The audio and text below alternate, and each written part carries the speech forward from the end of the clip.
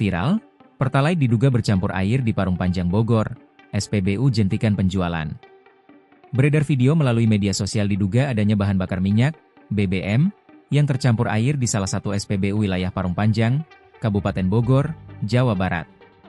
Dalam video yang diunggah oleh akun Instagram Parung Panjang, viral memperlihatkan kondisi lubang tangki bahan bakar salah satu motor.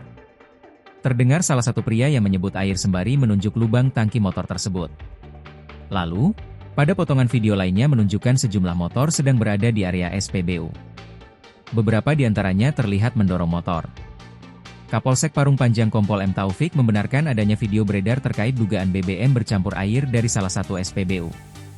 Menanggapi video itu, pihaknya sudah mendatangi SPBU untuk melakukan pengecekan lebih lanjut. Adapun BBM yang diduga bercampur dengan air itu ditemukan pada jenis Pertalite.